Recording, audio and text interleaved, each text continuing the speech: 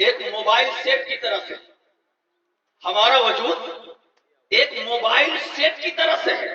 یاد رکھو mobile set قیمتی سے قیمتی کیوں نہ ہو، 10 سیریز کا ہو یا 3G ہو، کوئی سیٹ ہو، اگر اس موبائل سیٹ کے اندر سم نہیں ہے تو موبائل کام کے لحاظ سے 2 کوڑی کا ہے. آپ اپنے پیر سے بات کرنا چاہیں نہیں کر سکتے ہیں، اپنے دوستوں سے بات کرنا چاہیں نہیں کر سکتے ہیں، اپنے والدین سے بات کرنا چاہیں نہیں کر سکتے ہیں. آپ کے پاس M سیریز 12,000 کا تھا، آپ پریشان ہو گئے ماں باپ سے بات کرنے کے لیے. ہمارے پاس نوکیا 1200 روپے کا تھا. میں نے اپنا موبائل دیا، کہا بات کر لو، نمبر ڈائل کیا، والدین سے بات ہوئی، چہرہ کھل اٹھا. کہا مولانا یہ موبائل کام کا ہے. میں نے کہا سیٹ نہ دیکھو، دیکھو سم پڑا ہے. سیٹ نہ دیکھو، یاد رکھو خدا کی نگاہ قدرت میں بھی انسان کے فضا قطع کی کوئی اہمیت نہیں ہے. چاہے بنگلے میں رہتا ہو یا جھوپڑ پٹیوں میں رہتا ہو، چاہے اچھا لباس پہنتا ہو یا پرانا لباس پہنتا ہو، وہ محل میں رہتا ہو یا چوراہے پر رہتا ہو، خدا یہ نہیں دیکھے گا. خدا دیکھے گا تو یہ دیکھے گا اس کے سینے میں دھڑکتا ہوا دل، اور اس دل میں عشق رسول کا سم پڑا ہے یا نہیں پڑا. سبحان اللہ سبحان اللہ یا رسول اللہ وعلى آله المداري البديع الكريم ابن الكريم مبارك وسلم صلاة و سلام علیکہ دائما یا رسول اللہ صلی اللہ تعالی علیہ وسلم. آپ میری بات کو غور سے سنیں. ہو سکتا ہے کہ میری کوئی بات، کوئی جملہ آپ کو کام آ جائے. ہم یہ محافل کیوں سجاتے ہیں؟ ان مجلسوں کا انعقاد کیوں ہوتا ہے؟ یہ ہزاروں روپے کیوں خرچ کیے جاتے ہیں؟ تاکہ ہم اپنی پہچان دنیا کے سامنے پیش کر سکیں. سبحان اللہ. مسلمان کہلانے والے تو بہت ہیں، مسلمان چھوڑو سنی کہلانے والے بہت ہیں، لیکن اس کا عالم یہ ہے دعوی عشق نبی آل نبی سے نفرت. دعویٰ بے اصل ہے، جھوٹی ہے محبت تیری. ارے ایک بھکاری سے محبت کو سمجھو. بھکاری تیرے دروازے پر آتا ہے، وہ بھی جانتا ہے کہ یہ گھر والے دیں گے تو کیسے دیں گے، تیرے بچے سلامت رہے، تیری گود سلامت رہے. وہ بھکاری جانتا ہے کہ ماں سے بچے کا نام لوگے تو ماں کی ممتا جاگ جائے گی، باپ کا پیار جاگ جائے گا. یہ کتنے نادان ہیں لوگ کہ مدار پاک نے ایمان عطا کیا، مدار پاک نے پہچان عطا کی، مدار پاک نے کائنات اور جہان عطا کیا، مدار نے سب کچھ دیا، اور کہتے ہیں علم ہمارے دم سے ہے، فضل ہمارے دم سے ہے، تحریر ہمارے دم سے ہے، تقریر ہمارے دم سے ہے، تہذیب ہمارے دم سے ہے. ہم نہ ہوتے تو بھارت میں اسلام نہ ہوتا. نعوذ باللہ. اور یہ دعوے وہ لوگ کرتے ہیں کہ جن کا شجرہ پڑھو تو کوئی مہیش ملے گا، کوئی مکیش ملے گا، کوئی رمیش ملے گا. وہ جو ان نادانوں سے میرے خاندان کے شجرے کو اسلام کے نام سے کس نے آباد کیا ہے، وہ غریب نواز کی ذات ہوگی، وہ مدار العالمین کی ذات ہوگی، وہ مخدوم سمنا کی ذات ہوگی.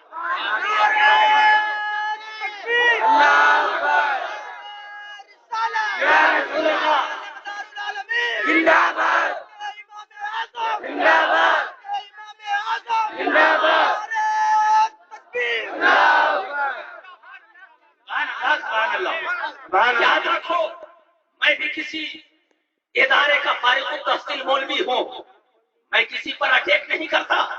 میں اتنا کہوں گا کہ ہر ایک کو اپنی اوقات میں رہنا، ہر ایک کو اپنی اوقات میں رہنا چاہیے، دائرے میں رہنا چاہیے.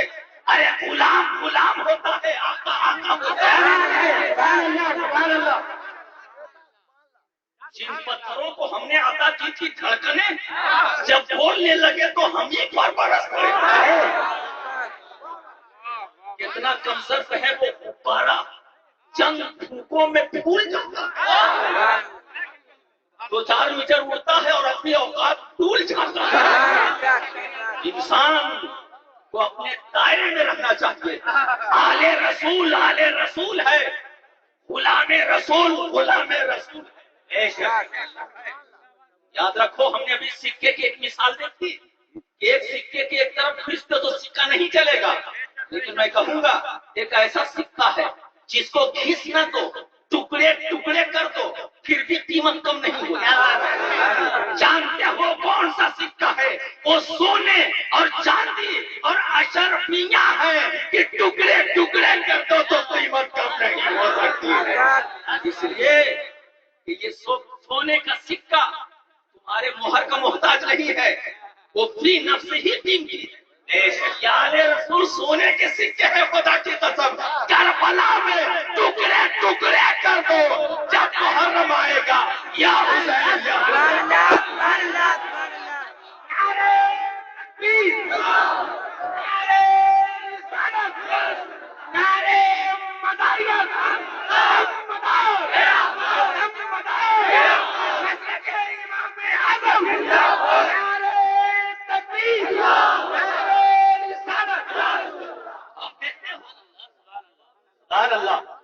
آنے کی ضرورت نہیں ہے۔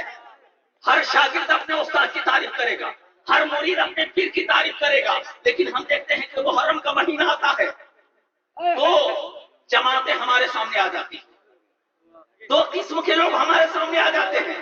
ایک جماعت وہ ہوتی ہے کہ زنگ خوردہ قلم دان سے باہر آ جاتا ہے محرم داری کے خلاف لکھنے کے لیے، روزہ حسینی حرام، علم حسینی حرام، جلوس حسینی حرام، سبیل حسینی حرام۔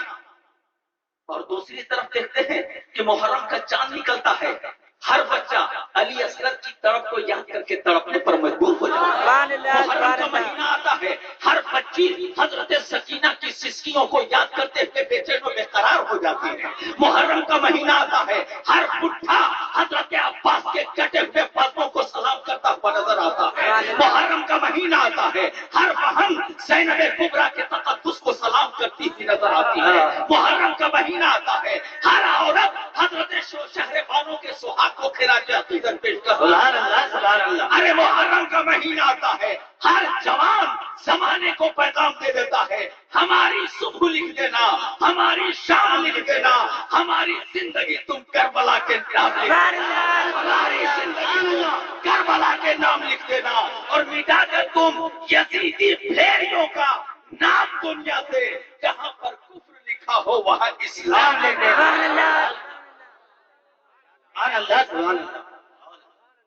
میں دعوے سے کہتا ہوں، سارے مولویوں کے سارے قلم ایک طرف، میرے عباس کا علم ایک طرف۔ کہاں کہاں مجھے روکو گے، باندھو گے، میں چڑھتا دریا ہوں، ہر سمت بہتا جاؤں۔ اور بھی بدنامی سے بڑھتا ہے محبت کا جنون، تیز ہوتا ہے نشہ جتنی ہوا چلتی ہے۔ اہل نسبت سے پوچھو، نسبت کیا ہوتی ہے؟ بندر کیا جانے ادرک کا سواد۔ حسینیوں سے پوچھو نسبت کیا ہوا کرتی ہے؟ تم کہتے ہو روزہ حسینی نہیں بننے دیں گے، علم حسینی نہیں نکالنے دیں گے۔ حیرت کی بات ہے، نہیں نکالنے دیں گے، لیکن میرے عزیز ایک سنی کا دل ہے۔ اللہ اکبر۔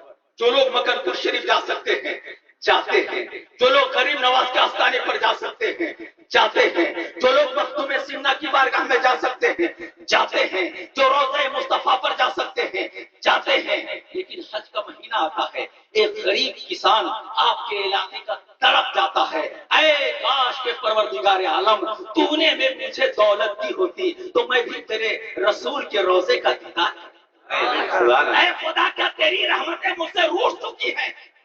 جب دل گھبراتا ہے تو یہاں کا مسلمان ایک غریب مارکیٹ جاتا ہے، ایک کیلنڈر خریدتا ہے، ایسا کیلنڈر جس میں مصطفیٰ کا روضہ موجود ہو، جس میں رسول کا روضہ موجود ہو، جس میں غریب نواز کا آستانہ موجود ہو، جس میں قطب المنار کا آستانہ موجود ہو، جس میں مخدوم سمنا کا آستانہ موجود ہو، جس میں کسی عالم و فاضل کا آستانہ اور روضہ موجود ہو۔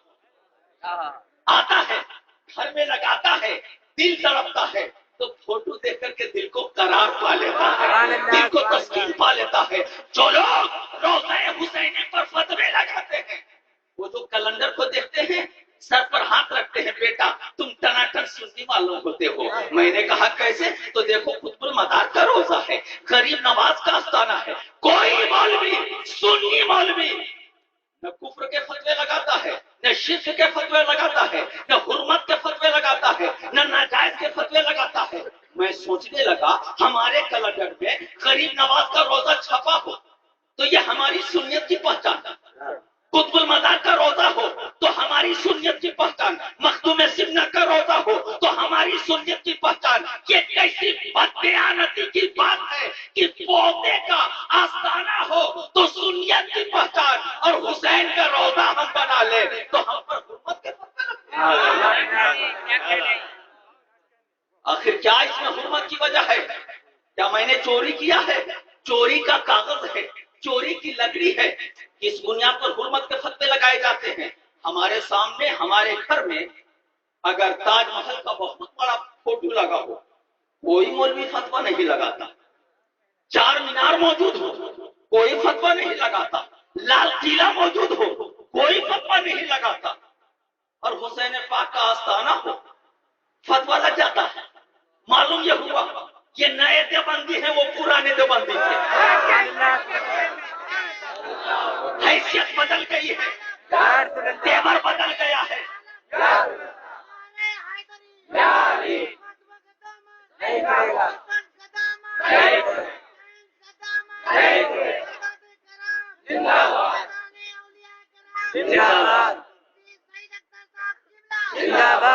میں اتنا کہنا چاہوں گا اپنے علماء سے کہ خدا کے واسطے خدا نے تجھے علم دیا ہے تو سنیوں میں یہ ٹکراؤ کا ماحول نہ بنا۔ حسین